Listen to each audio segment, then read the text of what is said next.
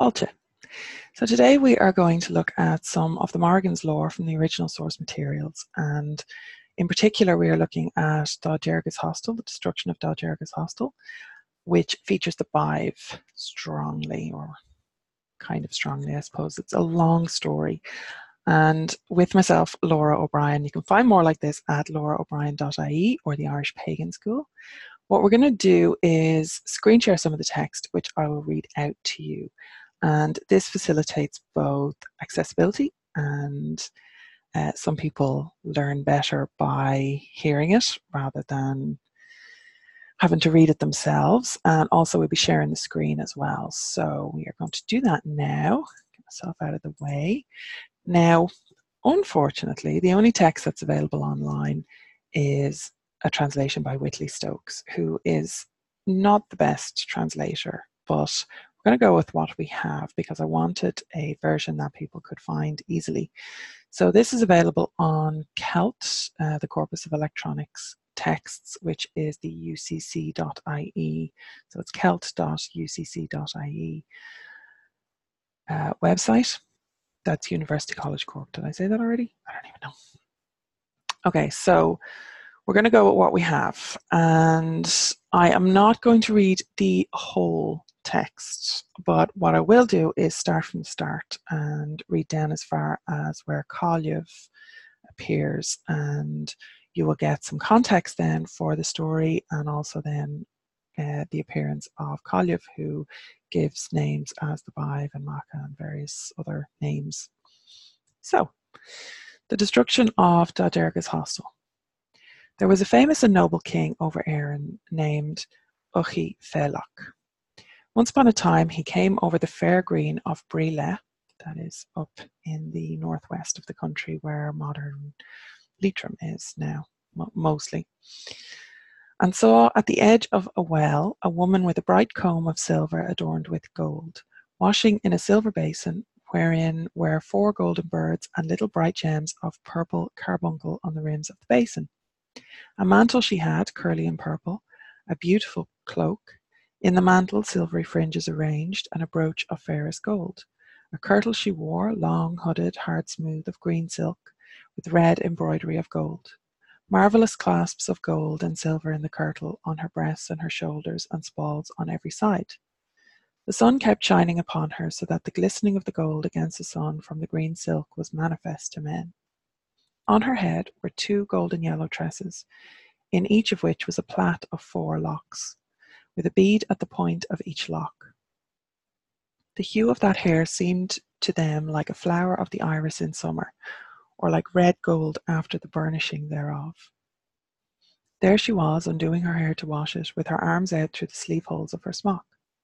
White as the snow of one night were her 2 hands, soft and even, and red as foxglove were the 2 clear, beautiful cheeks. Dark as the black of a stag beetle the 2 eyebrows. Like a shower of pearls were the teeth in her head. Blue as a hyacinth were her eyes. Red as rowan berries the lips. Very high, smooth and soft white the shoulders. Clear white and lengthy the fingers. Long were the hands. White as the foam of a wave was the flank. Slender, long, tender, smooth, soft as wool. Beauty standards. Polished and warm, sleek and white were the 2 thighs. Round and small, hard and white the 2 knees. Short and white and rule straight the 2 shins. Justly straight and beautiful the 2 heels. If a measure were put on the feet, it could hardly have found them unequal, unless the flesh of the covering should grow upon them. The bright radiance of the moon was in her noble face, the loftiness of pride in her smooth eyebrows, the light of wooing in each of her regal eyes. A dimple of delight in each of her cheeks, with an amulet. Let me just check what that means. Hennessy rendered this word by dappling. Okay. Amulet, dappling, with an dappling in them at one time of purple spots with redness of a calf's blood, and at another with the bright lustre of snow. Soft womanly dignity in her voice, a step steady and slow she had, a queenly gait was hers. Verily, of the world's women, 'twas she was the dearest and loveliest and justest that the eyes of men had ever beheld. It seemed to them, King Uchi and his followers, that she was from the elf mounds. Of her was said, shapely are all till compared with Aton. Dear are all till compared with Aton. Now, there is a load of other stories that feature Aton, and we can start to see why. Obviously, she is an incomparable beauty by the beauty standards of those times, and I'm sure by today's, indeed. A longing for her straightway seized the king, so he sent forward a man of his people to detain her.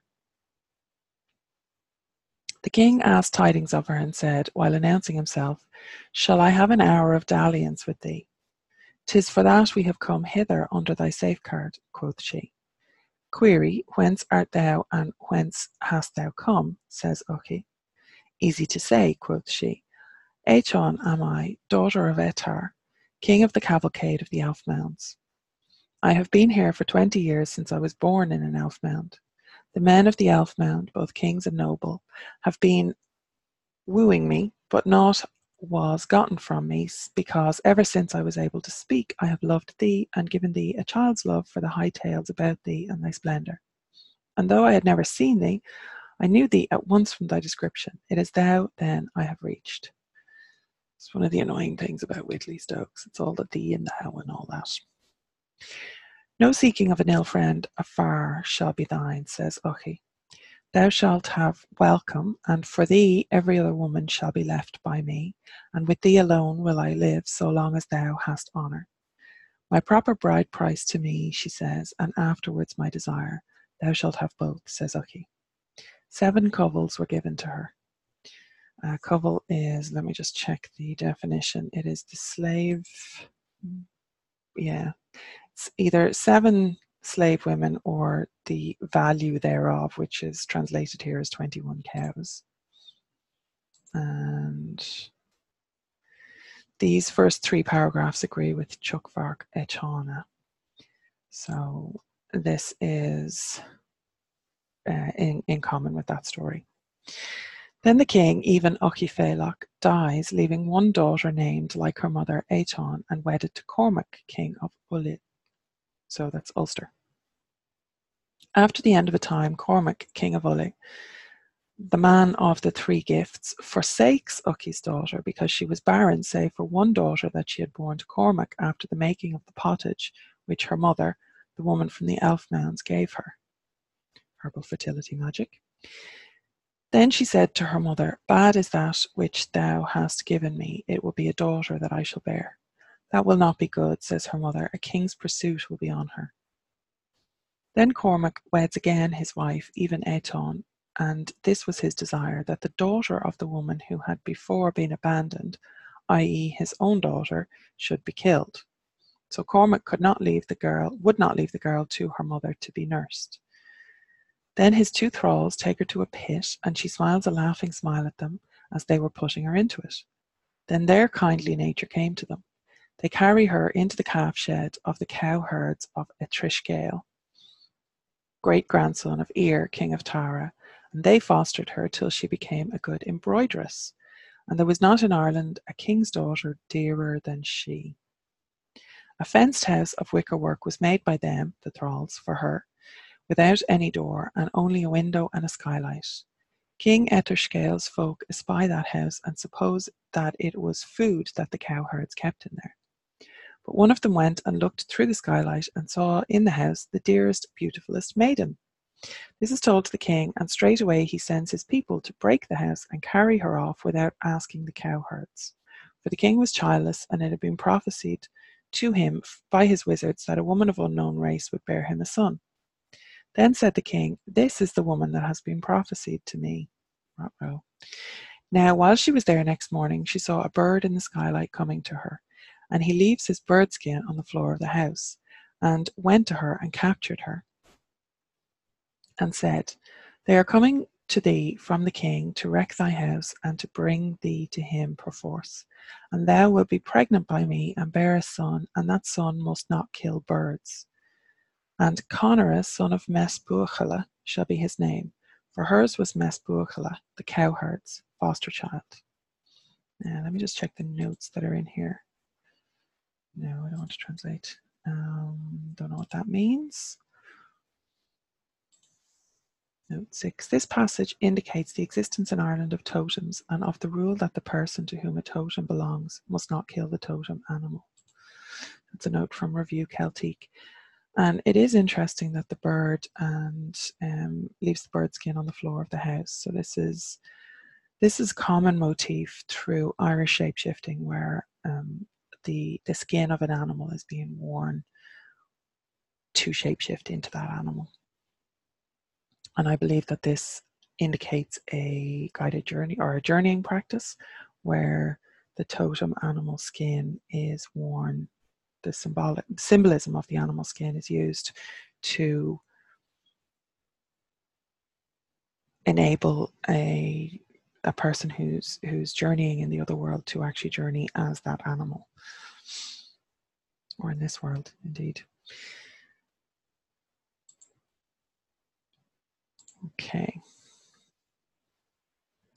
Note 7 says Dalty. Okay. And then she was brought to the king, and with her went her fosterers, and she was betrothed to the king, and he gave her 7 cuvils, and to her fosterers 7 other cuvils. And afterwards they were made chieftains, so that they all became legitimate, whence the 2 were Felimhi Rectadi. And then she bore a son to the king, even Conor, a son of Mesbuchala. And these were her 3 urgent prayers to the king, to wit, the nursing of her son among 3 households, that is, the fosterers who had nurtured her, and the 2 honey-worded mains, and she herself is the 3rd. And she said that such of the men of Aaron as should wish to do aught for this boy should give to those 3 households for the boy's protection. So in that wise he was reared, and the men of Aaron straightway knew this boy on the day he was born. The other boys were fostered to him, to wit, Ferlay and Fergar and Ferrogan, the 3 great-grandsons of Don Daisha, the champion, an army man of the army from Muckleshi. Now Conor possessed 3 gifts, to wit, the gift of hearing and the gift of eyesight and the gift of judgment. And of those 3 gifts he taught 1 to each of his 3 foster brothers. And whatever meal was prepared for him, the 4 of them would go to it. Even though 3 meals were prepared for him, each of them would go to his meal. The same raiment and honour and colour of horses had the 4. Then the king, even Etrishgala, died. A bull feast is gathered by the men of Aaron in order to determine their future king. That is, a bull used to be killed by them, and thereof 1 man would eat his fill and drink its broth, and a spell of truth was chanted over him in his bed. Whosoever he would see in his sleep would be king, and the sleeper would perish if he uttered a falsehood. Now, this is, you may have heard of Tara Fesh or the bull feast. Let me just check the notes.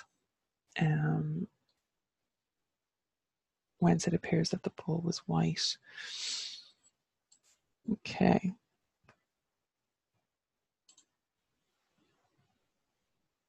At Agra in Achi, the priestess of earth drank the fresh blood of a bull before she descended into the cave to prophesy.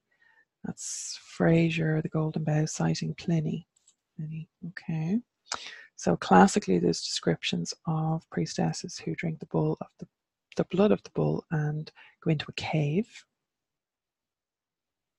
Okay. The sleeper would perish. Literally, his lips would perish if he uttered a falsehood. Now, nobody wants to have their lips perish, right? But this is interesting because it's an example of where we often have references being made to incidents or, parts of stories, or it is known that this was a thing that was done, but it's not often that people actually understand where it comes from and the context of the story that it came from, and that's really important, okay?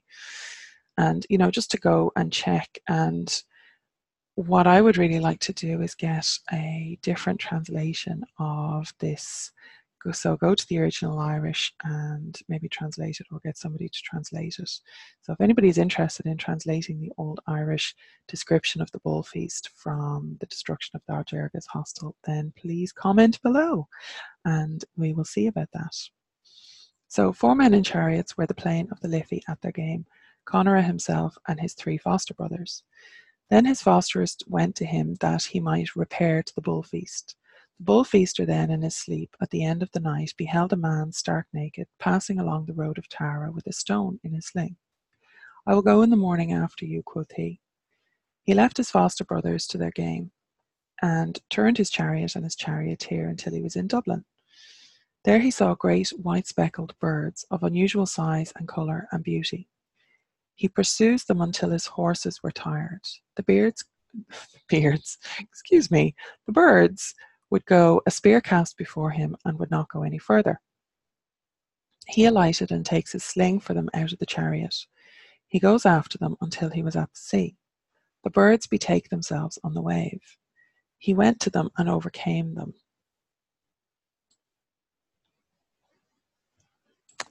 Some of these notes are not in English, so they're not very helpful to me, unfortunately. The birds quit their bird skins and turned upon him with spears and swords.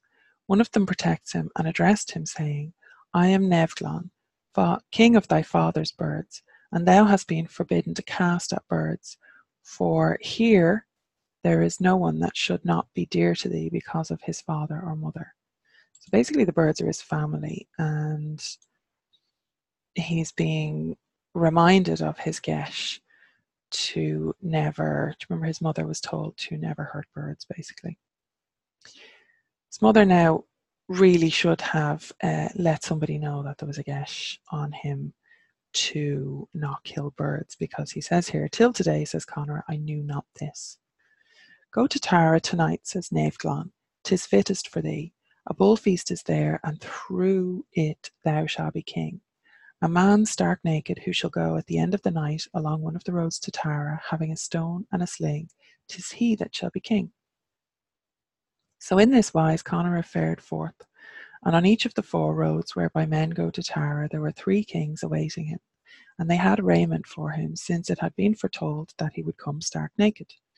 Then he was seen from the road on which his fosterers were, and they put royal raiment about him and placed him in a chariot, and he bound his pledges. The folk of Tara said to him, It seems to us that our bull feast and our spell of truth are a failure, if it only be a young beardless lad that we have visioned therein. That is of no moment, quoth he, for a young generous king like me to be in the kingship is no disgrace, since the binding of Tara's pledges is mine by right of father and grandsire. Excellent, excellent, says the host, and they set the kingship of Aaron upon him. And he said, I will inquire of wise men, that I myself may be wise. Then he uttered all this as he had been taught by the man at the wave, who said this to him. Thy reign will be subject to a restriction, but the bird reign will be noble, and this shall be thy restriction, i.e. thy taboo, or gesh. Thou shalt not go right-hand wise around Tara, and left-hand wise around Bregia. The evil beasts of Kurna must not be hunted by thee. Excuse me, sneezing during Gesha, how rude. And thou shalt not go out every 9th night beyond Tara. Thou shalt not sleep in a house from which firelight is manifest outside after sunset, and in which light is manifest from without. The 3 reds shall not go before thee to Red's house, and no rapine shall be wrought in thy reign.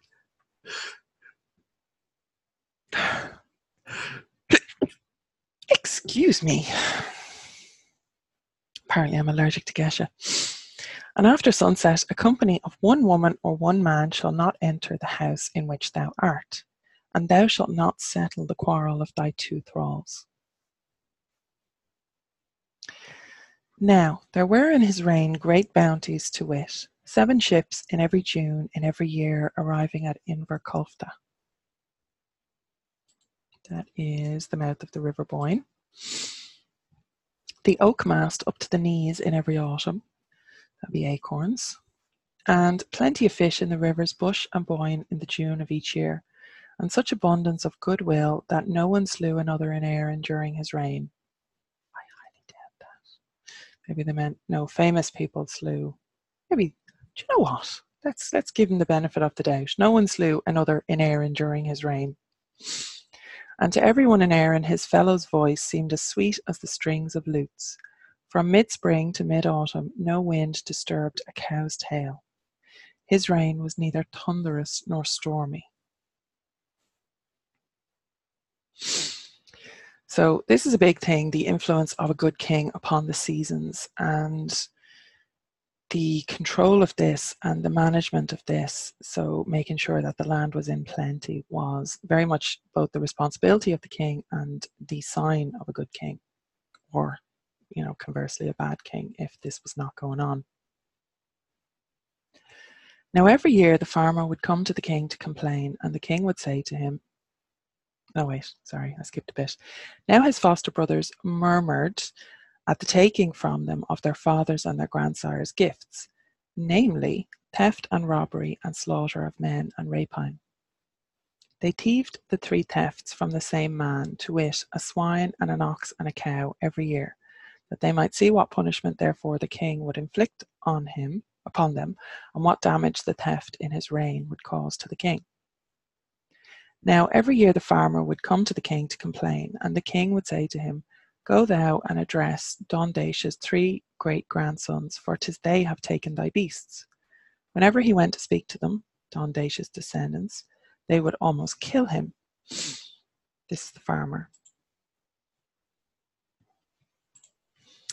And he would not return to the king, lest Conora should attend to his hurt. Since then, pride and wilfulness possessed them. They took to marauding, surrounded by the sons of the lords of men of Éireann. Thrice 50 men had they as pupils when they, the pupils, were werewolfing.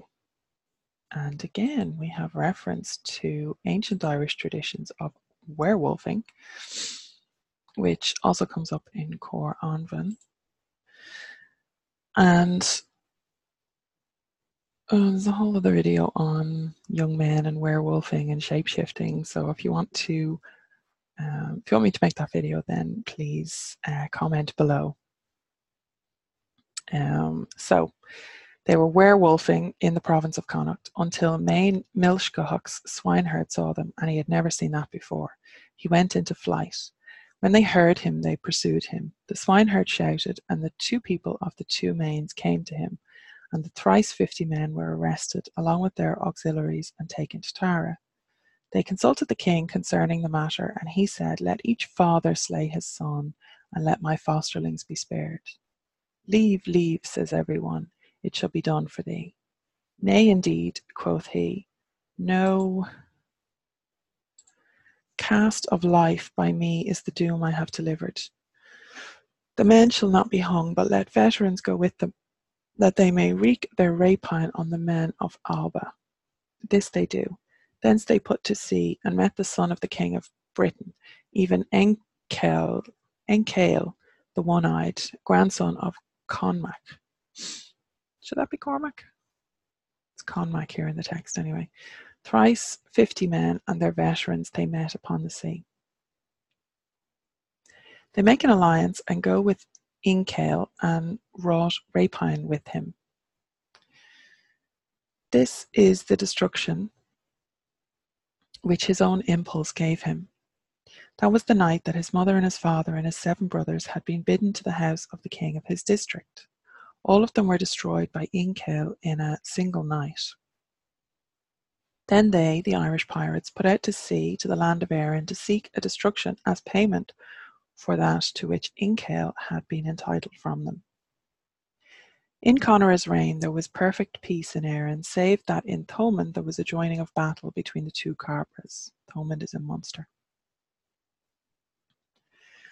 2 foster brothers of his were they, and until Conora came it was impossible to make peace between them. 'Twas a taboo of his, a geis of his, to go to separate them before they had repaired to him. He went, however, although to do so was one of his geisha, and he made peace between them. He remained 5 nights with each of the two. That was also a geis of his. So Conora starts breaking his geisha. And this is where the trouble begins. After settling the two quarrels, he was travelling to Tara.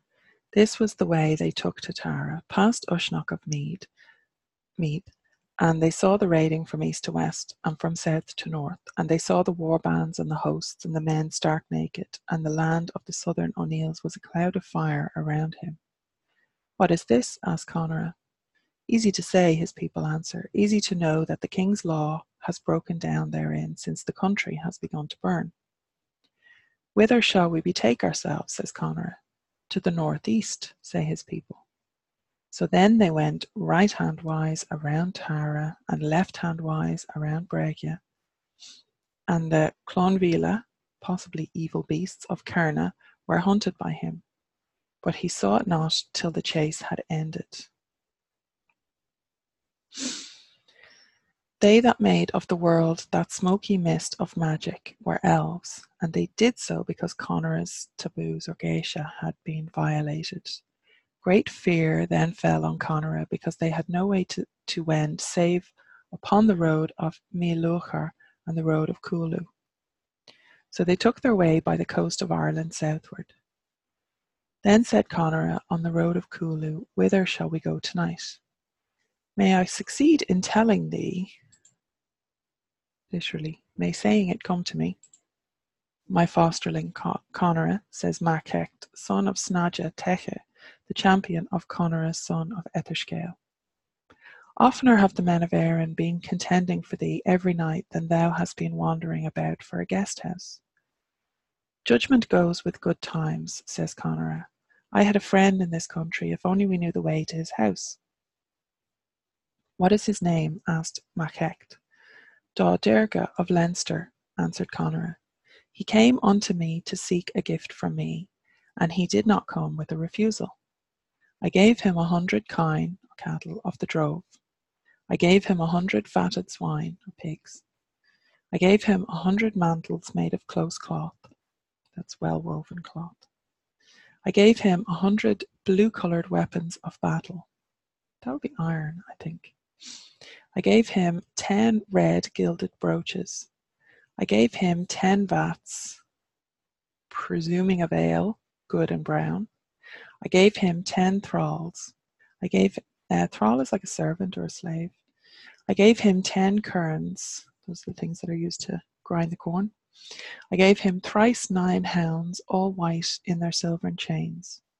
I gave him 100 racehorses in the herds of deer. Racehorses in the herds of deer. Okay, so this is a common pattern of lists. There would be no abatement in his case, though, should he come again. He would give the other thing, make return. It is strange if he is surly to me tonight when reaching his abode. When I was acquainted with his house, says Machecht, the road whereon thou art going towards him was the boundary of his abode. It continues till it enters his house, for through the house passes the road. There are 7 doorways into the house and 7 bedrooms between every 2 doorways. But there is only 1 door valve on it, and that valve is turned to every doorway to which the wind blows. With all that thou hast here, says Conora, thou shalt go in thy great multitude until thou alight in the midst of the house. If so be, answers Machecht, that thou goest thither, I go on that I may strike fire there ahead of thee. When Conora after this was journeying along the road of Cualu, he marked before him 3 horsemen riding towards the house. 3 red frocks had they, and 3 red mantles. 3 red bucklers they bore, and 3 red spears were in their hands. 3 red steeds they bestrode, and 3 red heads of hair were upon them. Red were they all, both body and hair and raiment, both steeds and men.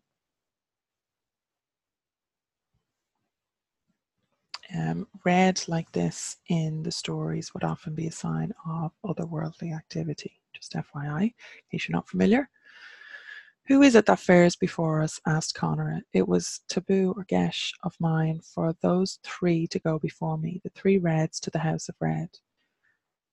Da Derga is Jarek is red as well, so that would be the house of red, the hostel, Da Jaraga's hostel. Who will follow them and tell them to come towards me in my track? I will follow them, says Lay Freefla, Conor's son. He goes after them, lashing his horse, and overtook them not. There was the length of a spear cast between them, but they did not gain upon him, and he did not gain upon them. He told them not to go before the king. He overtook them not, but one of the three men sang a lay to him over his shoulder. Lo, my son, great the news from a hostel. Lo, my son, they go away from him then. He could not detain them. The boy waited for the host. He told his father what was said to him. Conor liked it not. After them thou, says Conor, and after them 3 oxen and 3 bacon pigs, and so long as they shall be in my household, no one shall be among them from fire to wall. So the lad goes after them, and offers them that, but overtook them not. But one of the 3 men sang a lay to him over his shoulders. Lo, my son, great the news, a generous king's great ardour whets thee, burns thee. Through ancient men's enchantments, a company of 9 yields, lo, my son. This agrees with the statement in Fra that 9 only fell, including or around Conora. Must be a statement from elsewhere. The boy turns back and repeated the lay to Conora. Go after them, says Conora, and offer them 6 oxen and 6 bacon pigs, and my leavings, and gifts tomorrow. And so long as they shall be in my household, no one shall be among them from fire to wall. The lad went after them and overtook them not, but one of the 3 men answered and said, Lo, my son, great the news. Weary are the steeds we ride.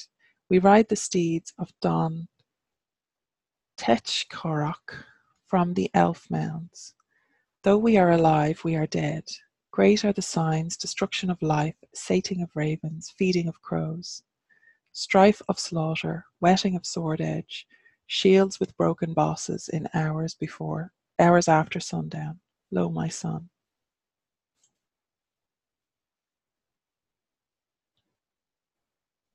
There's a comparison to Eddic poems there. Then they go from him. So this is confirming that they are indeed of the other world, or of the elf mounds, as it said, as in from the she or she beings. I see that thou hast not detained the men, says Conora. Indeed, it is not I that betrayed it, i.e., endured not to perform the errand, says Lea Freefla. He recited the last answer that they gave him. They, Conora and his retainers, were not blithe thereat, and afterwards evil forebodings, that is, bad spirits of terror, were on them. All my Gesha have seized me tonight, says Conora, since those 3 reds are the banished folks. That would be of the she, where they had, Asa Donna. They had been banished from the elf mounds. For them to proceed, Conor was to violate one of his taboos. They went forward to the house and took their seats therein, and fastened their red steeds to the door of the house. That is the forefaring of the 3 reds in the bruidne Derga. That's the hostel of Derga. This is the way that Conor took with his troops to Dublin. 'Tis then the men of the black cropped hair, with his one hand and one eye and one foot, overtook them.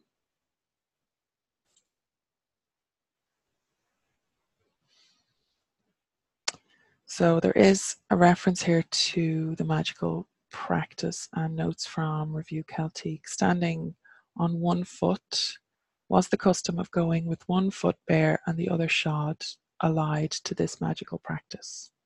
Interesting. So these men of the black cropped hair overtook them. Rough cropped hair upon him. Though a sackful of wild apples were flung from on his crown, not an apple would fall to the ground, but each of them would stick to his hair. Though his snout were flung on a branch, they would remain together.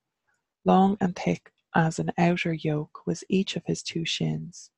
Each of his buttocks was the size of a cheese on a withe. A forked pole of iron black pointed was in his hand.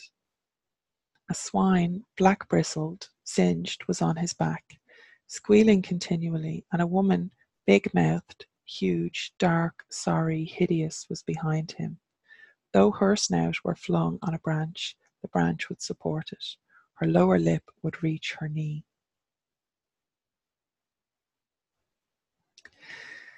This is an interesting description of a couple. And I mean, we can compare it to the beauty of Eton from the start of the story. And this is very much the opposite. But I am interested in the size of the buttocks and the forked pole of iron, black pointed, that was in his hand. That reminds me of a certain club of a certain deity. But anyway, that may or may not be what's happening here.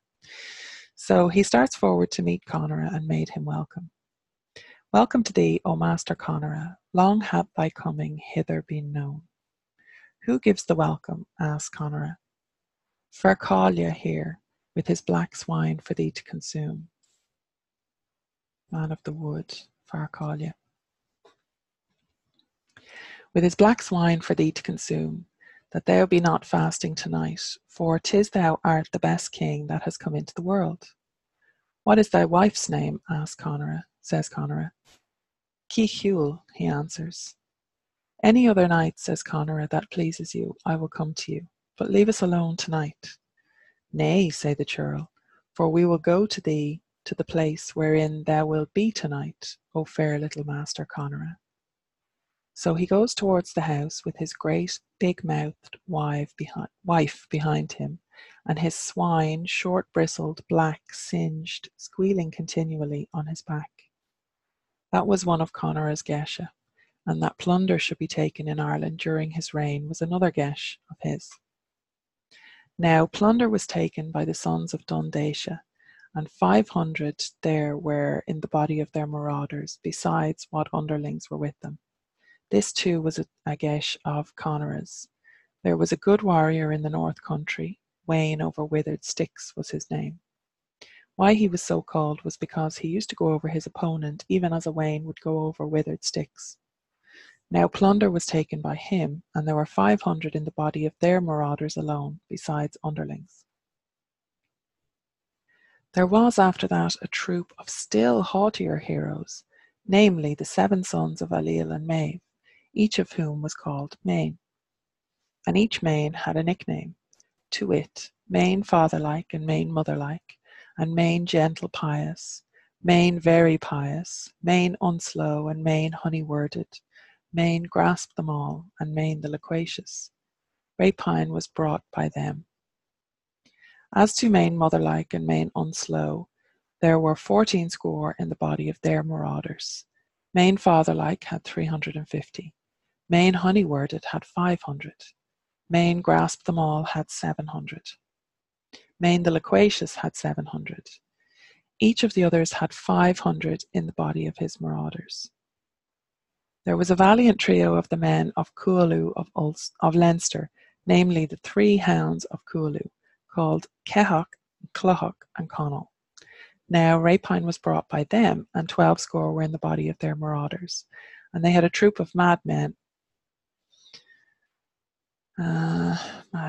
suggested by the berserker of the Scandinavians and furor berserkicus, when they howled like wild beasts, foamed at the mouth, and gnawed the iron rim of their shields.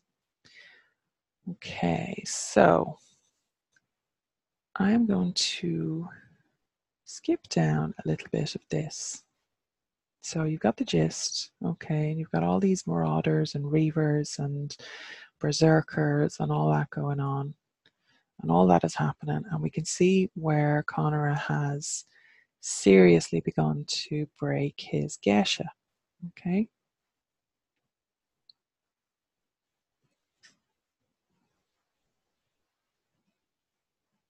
So I am moving down through all of this because what I want to get to is the part of Badb. So then Conor with his people entered the hostel, and each took his seat within, both taboo and non-taboo. And the three Reds took their seat, and Far Collier with his swine took his seat. Thereafter Derga came to them with thrice 50 warriors, each of them having a long head of hair to the hollow of his poles, and a short cloak to their buttocks. Speckled green drawers they wore, and in their hands were thrice 50 great clubs of thorn with bands of iron. Welcome, O Master Conor, quoth he. Though the bulk of the men of Erin were to come with thee, they themselves would have a welcome.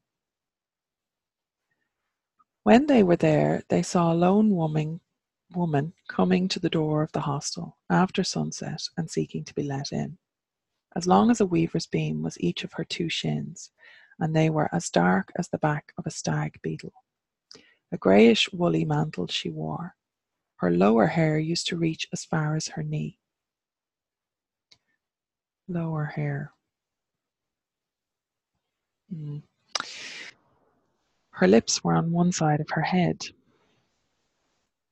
She came and put one of her shoulders against the doorpost of the house, casting the evil eye. Now, the evil eye was quite common in Ireland, and there is multiple references in the mythology and the folklore to the casting of the evil eye. So she came and put one of her shoulders against the doorpost of the house, casting the evil eye on the king and the youths who surrounded him in the hostel. He himself addressed her from within. Well, O woman, says Conora, if thou art a wizard, what seest thou for us? Truly I see for thee, she answers, that neither fell nor flesh of thine shall escape from the place into which thou hast come, save what birds will bear away in their claws. It was not an evil omen we foreboded, O woman, saith he. It is not thou that always augurs for us. What is thy name, O woman? Caliph, she answers. That is not much of a name, says Conora. Lo, i.e. not dark, i.e. manifest. Many are my names besides. Which be they? asked Conora. Easy to say, quoth she.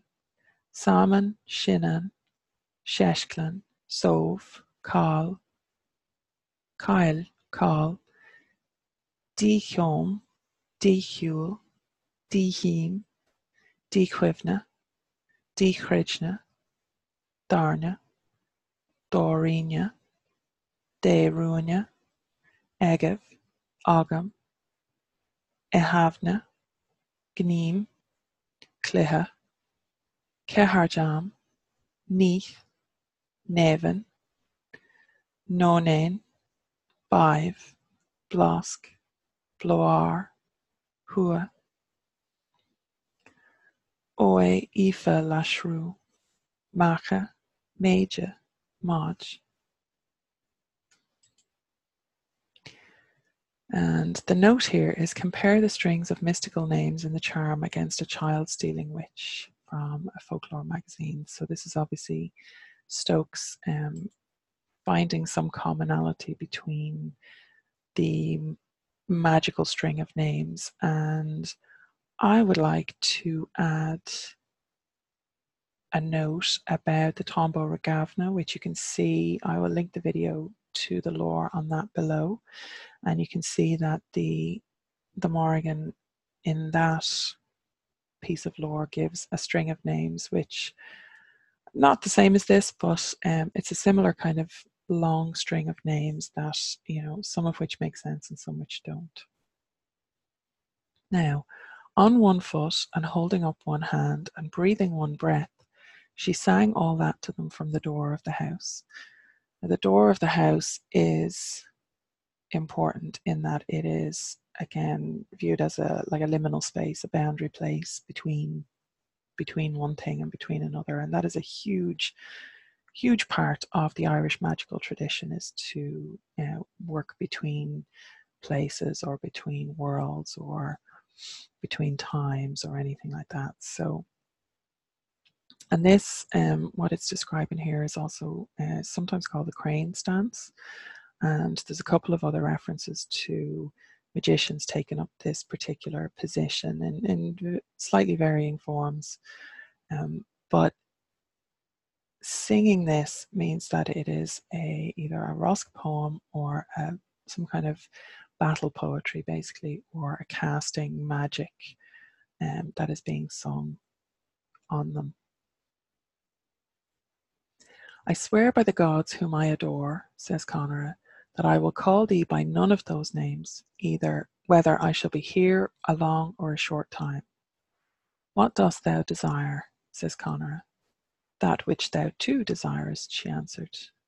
'Tis a geis of mine, says Conora, to receive the company of one woman after sunset. Though it be a geis, she replied, I will not go until my guesting come at once this very night. Tell her, says Conora, that an ox and a bacon pig shall be taken out to her, and my leavings, provided that she stays tonight in some other place.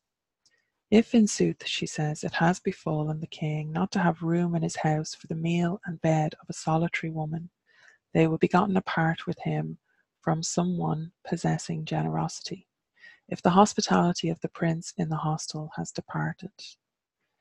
So basically what she's saying there is that there's no generosity in the king, and if he can't even take care of one single woman who comes looking for hospitality. And this was one of the primary responsibilities of the king, was to provide hospitality and generosity. And she's really kind of catching him between a rock and a hard place here. Savage is the answer, says Conora. Let her in, though it is a geis of mine. Great loathing they felt after from that woman's converse and ill foreboding, but they knew not the cause thereof. We know the cause thereof. The reivers afterwards landed and fared forth till they were at Lecca Kin Schleva. Ever open was the hostel. Why it was called bruidne was because it resembles the lips of a man blowing a fire, or bruidne is from bruhen, i.e.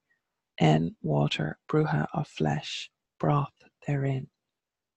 Great was the fire that was kindled by Conora every night, to wit, a torc collia bore of the wood. 7 outlets it had. When a log was cut out of its side, every flame that used to come forth at each outlet was as big as the blaze of a burning oratory. There were 17 of Conora's chariots at every door of the house, and by those that were looking from the vessels, that great light was clearly seen through the wheels of the chariots. And again, this kind of goes on. I'm going to finish here because this is just goes on into multiple breakings of like even more Geshe. And I really like this story because like I mentioned earlier, there's a couple of elements to it that people are familiar with, but may or may not know where they're familiar with them from. So it kind of ties a couple of things together. There is another reference to Badb below where there's a room of the Badb. So it's describing all the different rooms and all the different things that have been seen. But it really does go on for a very long time. So I'm going to finish it there. And I do suggest, I'll put a link to this translation in the notes below. So I do suggest that you go and have a look at that. And, really go back over the video and listen to it and read it and try and get a sense of what's actually going on here, because there's a lot of themes that are really, really prevalent in the Irish mythology that are tied in with this, between the Geshe and some of the magic use and, parts of the She and various other bits and pieces that are really common themes, and it kind of ties it all together. And this story does actually appear in one of our earliest manuscripts, which would be Lora na Húdra. Now, the first part of it is missing. So that first part was Eton and was like basically the conception of Conora. So I'm not sure how much of that was missing from Lora na Húdra, but definitely some of it is. I think it says like the first paragraph, but I don't know how long the first paragraph is. And then there are other versions. It does appear in multiple other manuscripts, the Yellow Book of Lecan, I think, and a few others.